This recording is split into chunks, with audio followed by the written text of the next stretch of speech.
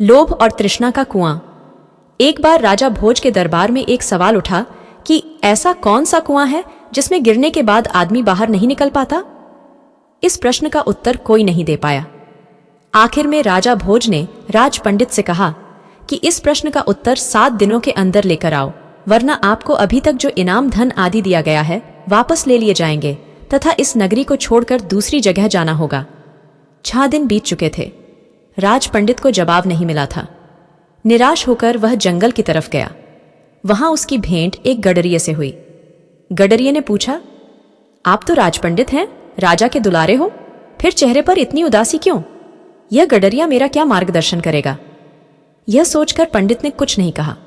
इस पर गडरिये ने पुनः उदासी का कारण पूछते हुए कहा, पंडित जी, हम भी सत्संगी हैं, हो सकता है आपके प्रश्न का जवाब मेरे पास हो, अतः निसंकोच कहिए। राज पंडित ने प्रश्न बता दिया और कहा कि अगर कल तक प्रश्न का जवाब नहीं मिला तो राजा नगर से निकाल देगा। गडरिया बोला, मेरे पास पारस है, उससे खूब सोना बनाओ। एक भोज क्या लाखों भोज तेरे पीछे घूमेंगे। बस पारस देने से पहले मेरी एक शर्त माननी होगी कि तुझे मेरा चेला बनना पड़ेगा। राज पंडित के अंदर पहले तो अहंकार जागा कि 2 कौड़ी के गडरिये का चेला बनूं, लेकिन स्वार्थ पूर्ति हेतु चेला बनने के लिए तैयार हो गया। गडरिया बोला, पहले भेड़ का दूध पियो, फिर चेले बनो। राज पंडित ने कहा कि यदि ब्राह्मण भेड़ का दूध पिएगा तो उसकी बुद्धि मारी जाएगी। मैं दूध नहीं पीऊंगा, तो जाओ, मैं पारस नहीं दूंगा। राज पंडित बोला, ठीक है, दूध पीने को तैयार हूं, आगे क्या करना है? गडरिया बोला, अब तो पहले मैं दूध को झूठा करूंगा, फिर तुम्हें पीना पड़ेगा। राज पंडित ने कहा, तू तो हद करता है, ब्राह्मण को झूठा पिलाएगा? तो जाओ। गडरिया बोला।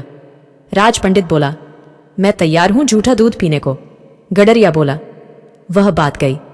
अब तो सामने जो मरे हुए इंसान की खोपड़ी का कंकाल पड़ा है, उसमें मैं दूध दूंगा, उसको झूठा करूंगा, कुत्ते को छटवाऊंगा, फिर तुम्हें पिलाऊंगा, तब मिलेगा पारस, नहीं तो अपना रास्ता लीजिए। राज पंडित ने खूब विचार कर कहा, है तो बड़ा कठिन, लेकिन मैं तैयार हूं। गडरिया बोला। मिल गया जवाब।